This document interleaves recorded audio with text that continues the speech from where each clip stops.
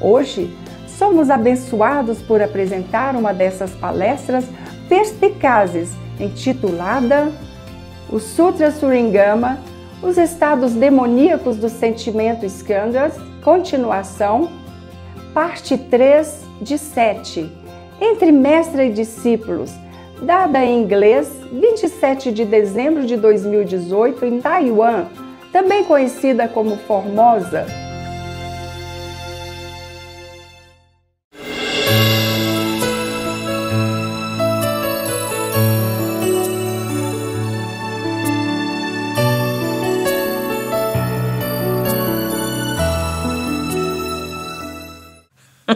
If you're my disciple, so-called disciple, you must meditate, eat vegan, 5 precepts, and that is that. No bargain, okay? Okay. Yeah.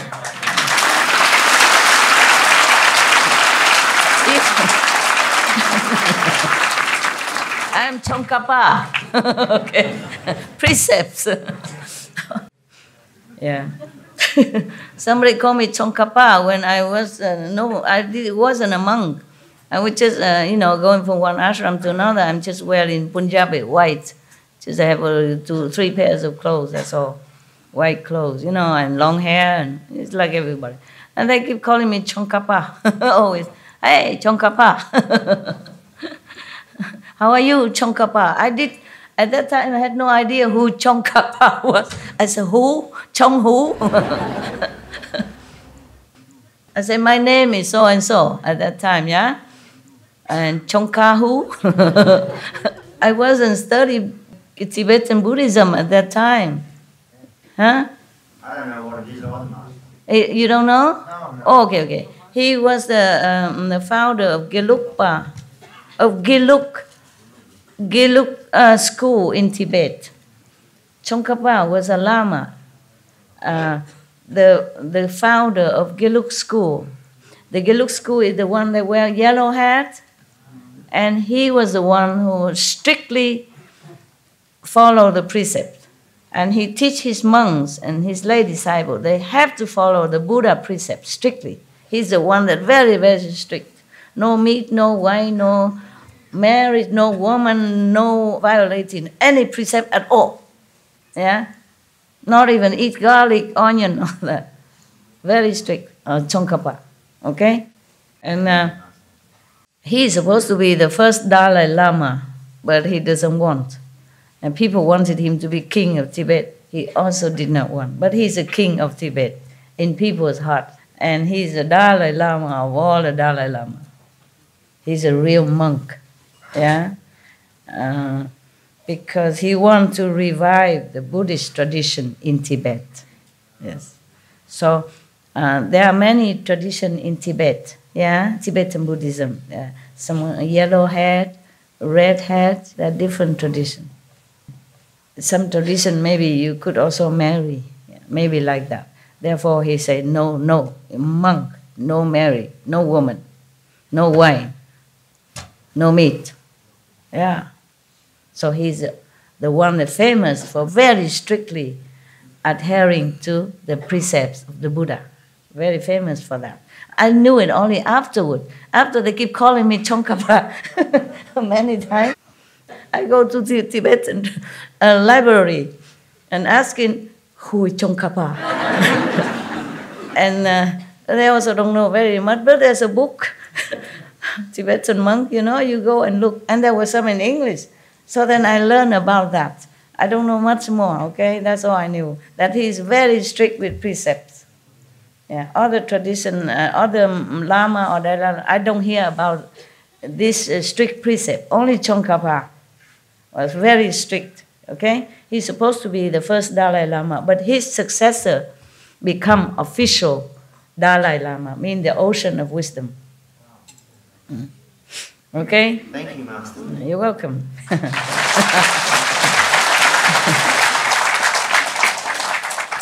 I was just joking when I said I'm Tsongkhapa because I'm also very strict, at least 5 precepts, yeah? 5 precepts is the parents of all other precepts. Yeah, because if you don't kill, then of course you become vegetarian or vegan, no? Vegan, huh? If you don't tell lie, then you would not slander other people because you don't know if it's true or not. Yeah, and you keep quiet because everyone is Buddha. You don't want to slander him. Yeah, many other precepts, the 5 precepts, and further on is the 10 precepts for the other high a little bit. But 5 precepts, good enough. If you keep the 5 precepts as a lay people, that's okay already.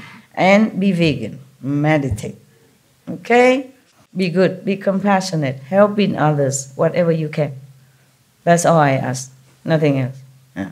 I don't take any money from you. I don't take anything from you, and you know that. So at least you are no harm in my hands, okay? In my teaching, you have no harm, no loss, nothing. So,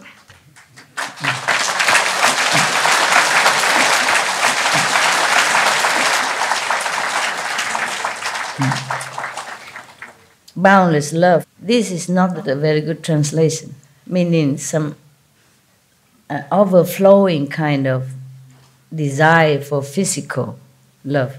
That should be a better translation, okay? But maybe for lack of words, the translator used boundless love. Normally we use boundless love in connection with God or Buddha or saint, yeah? This is not the love that it meant. Otherwise, it wouldn't say he goes insane with greed and lust. So it's not a good translation. So I just want to tell you, boundless love in here is not correct, okay? So this state is called when an agreeable state of samadhi enters one's mind, lacking the wisdom to control oneself and mistakenly engaging in lustful behavior. Yeah, we went a little bit astray because I remember the incident. I remember that person. Yeah, because he truly did not mean to cheat anybody. Yeah, but this experience does not indicate sagehood. Yeah? Not only he himself may be engaging in lustful behavior, but he encouraged and he praised it. And he even slandered those priests and monks saying because they lack of sex, therefore they are like this, they are like that, they don't know what to say, they're kind of not worthy or not intelligent. That's the way he talked about other priests and monks. You understand? Yeah. Maybe you like sex or whatever, fine, but why have to slander somebody who doesn't want to have sex? Yeah. There is no sin, there's no stupidity in avoiding physical contact with woman or man. No sin in it, is there? No harm in anyone. Why slander them? That was my question when I read these articles. I could not believe my eyes. And yet so famous, got so limitless disciples everywhere. And big house, a lot of cars. I have not much. Because I want to save my money for people who need, and for SMTV, for other things, yeah? Okay. So don't think I'm stingy, okay? Nothing is mine, really. It's all yours. It's all yours. I only use what I have to do. I only do what I have to do. Wearing all this stuff, makeup, all this, it's not my idea. I don't like it. It's too much time consuming and troublesome. Not free enough, but never mind. I do what I have to, okay? Yeah, you even have to become prostitute if you want to save sentient beings. So for me, just a little lipstick, it's okay. It's bearable. I complain, but it's bearable, okay? At least I look pretty to you. Oh, woman. Now, what I'm saying, so really, truly, this state exists, huh? Oh, there's a very high state already. Imagine you go through so many states and so many demons before you can arrive here. And then the demon of lust and greed catch you. Oh, God. Oh, please protect all beings. We could never get out. If there's not a mercy from God or saints, we could never get out. Don't you think so? Definitely. Never, Con. Never. You already so high here. See all the skandha dissolve, everything is illusion, knowing this Nothing. And still fall into this emptiness and desire stuff and doing wrong thing and leading hundreds of thousands or I don't know, millions into wrong thing. And slander the virtuous and moral people. That is the worst thing that you could do. Maybe you fall into your lustful desire state yourself, okay, but not slandering the morally sound and virtuous monks and nuns and priests. That is no good. That is terrible. That will earn you hell for a long time. I hope the Buddha be mercy and save those people who are misled, at least.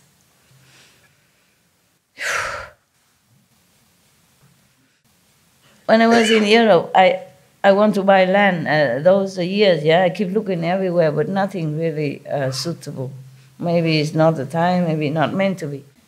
And then I asked the people, those monks and nuns who take care of the money department, I say, how much do we have? How much money do we have before we go looking for land?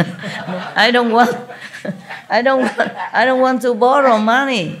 I pay for what I want, and if I don't have money, I just don't buy. Very simple philosophy, right? Even for you, if I don't have, I don't buy. I don't want to borrow. If I die tomorrow, I will own a debt, then I have to come back be a master again. Oh, God forbid. Anything but not that. If you have been a master all the time, you can't be anything else except some kind of master. Remember, I take my vow, like I will save all my, I say, even if I'm born as a human, although very suffering and the life is nothing good here for me, but still much better than beings who fall into hell and suffer every day, every second. So if I have any merit at all, at that time, my two monks and nuns teacher tell me to make a wish. I say, if I have any merit at all from now, past life or in the future, I will give it all to the worst suffering beings. And then I can be reborn again and human, as long as I can be a human again. And I earn more merit. Just don't put me in hell because I cannot earn any merit there. Just let me come back to become a human, even though human life is nothing interesting. It's suffering, but still better than be hell like other people. So I can share my merit, whatever I have, to those people, to the being, the worst one, the worst suffering people. And then all the incense girl, remember that? If I knew what it is, I probably did not. No, I should have known. My soul knows. That's what I'm saying. If you practice spiritually, even if you were reborn again as an ignorant woman, you will not lose it. Otherwise, why would a girl, 20-something years old, seriously in front of the Buddhas and the monks' teachers make such a vow like that? Yeah? Why? Nobody teach me that. It's just natural, because I had those seeds in a former life. That's why I make such a wish. And normally you would wish, okay, I have a good husband, or, be rich, or at least something, or maybe help me to be enlightened, at least, something like that. But no, I want to give all my merit to the most suffering people, most suffering being, and content to be reborn again as human, so that, all the merit will be given away. So if I have not studied before somehow, with some enlightened master or being a master or something to do with that, I would have never come to this thinking to make a wish like that, right? It's logical, right? Yeah, I only met the monks a few weeks before that.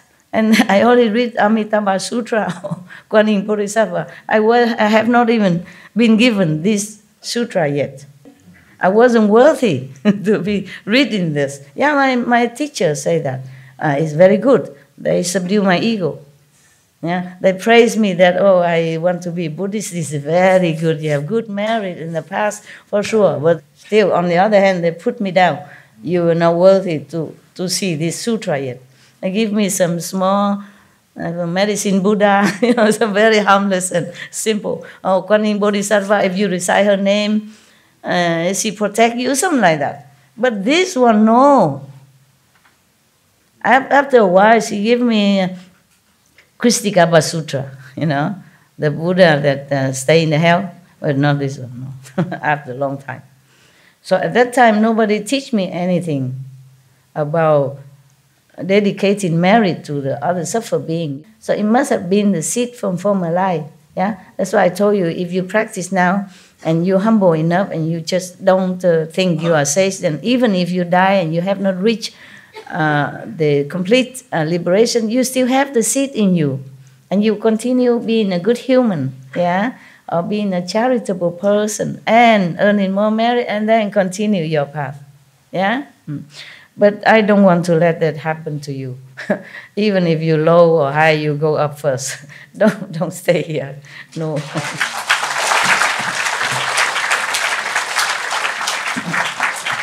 Because if you get out of this, even if you're in astral or second level, it's easier to find master there, because you already learn something with me. So you are not just a nobody.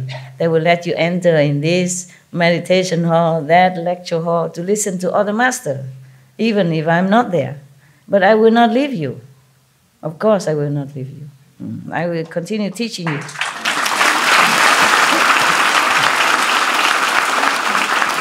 Thank you. All right, then. So if this experience, of lacking wisdom to control and mistakenly engaging in lustful behavior, so he's just mistakenly thinking that he's good. And the demon, I guess, oppressing his mind, make him do this. Yeah. But if he does consider himself a sage, then a demon of desire will enter his mind. Yeah, he will become outspoken advocate of lust and all that. Yeah, it was really, an obvious example of this state. The guy just mistaken and be in control because he could not have enough wisdom to control himself. So it says here, lacking the wisdom to control oneself and mistakenly engaging, mistakenly only. But because of that, even have to go to hell, believe it or not. Oh, the Maya, they are mostly more after these practitioners, any practitioners, because they don't want them to become Buddha. They don't want them to attain the stage that they could be powerful enough to save even one more soul, not to talk about save a lot of souls. Yeah, it's to be pity actually. Whoever that was, just a victim. Yeah, he could have continued further. But the problem is that when you attain a little bit of something, maybe you have some light or you have some wisdom, some eloquence, then the other people come. Bravo! And they worship you, they touch your feet, they boost your ego, and then you cannot get out anymore because you have to continue talking to them and satisfy their desire to want to listen to you. For example, like that. And this is a trouble. And especially if you talk like just the way they want, no need to do anything, no need to eat vegetarian, no need to meditate, everything is all empty, yeah? No sin, no merit, nothing. Okay. But then he will teach this person who has been possessed by the demon of desire. He will teach his lay followers to indiscriminately engage in acts of lust. He even does that. Teach his followers to engage in all kind of lustful, calling those who commit acts of lust heirs to his teachings even. Encouraging. He's so blindfolded by the Maya, by the demon. That's the problem. So the power of spirits and ghosts in the ending age will enable him to attract a following of ordinary, naive people numbering 100, 200, 500, or 600, or as many as 1,000 or 10,000. More than that. At that time, the Indian population is small, so the Buddha cannot think that it should be manifold than 10,000. Yeah. When the demon becomes bored, it will leave the person's body. Once a person's charisma is gone, he will run afoul of the law. He will mislead living beings so that they fall into the relentless hells. Lacking proper samadhi, he will certainly fall. Fell already. Ananda, all 10 of these states may occur in dhyana as one's mental effort interacts with the feeling skandha. Dull and confused living beings do not evaluate themselves.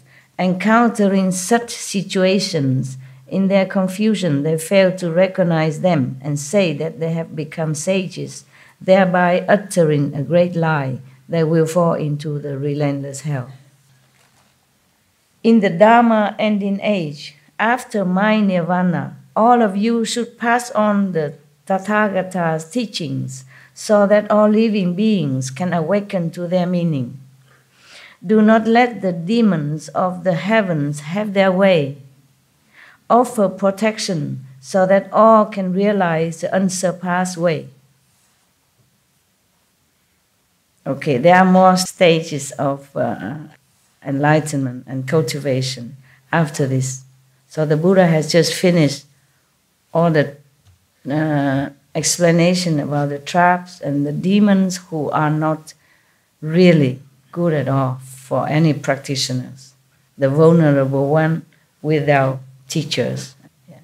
That's why the person who encourages people to have lustful action always say he has no teacher. He don't need any teacher. He himself always a teacher, being a teacher, never a student. Yeah, he say he's never a student. He has many teachers, but he is never a student. You know. Yeah. So there are more, but there are 60 levels of sagehood even. Yeah, that is the following. Okay. So many. Yeah. There are still demonic influence during all these 60 stages. So we will never finish, huh? Yeah. We should really thank the past masters, monks and nuns and scholars who have taken time to record the Buddha's teaching after the master's nirvana, and also for the past and present persons, lay or monks or nuns who have really dedicated themselves, sacrificed their time and precious health or under any difficult situation to translate this so that I can read it to you. And we have to thank them. And may they be blessed forever by all the Buddhas, past, present, and future. May their merit be immense. May they be liberated forever. Thank you. Okay, we stop for now. We can just chat, or you may ask me any question you want. Okay?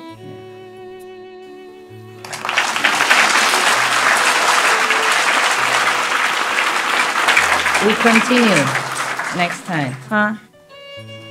If you stay, then maybe I will continue to read it.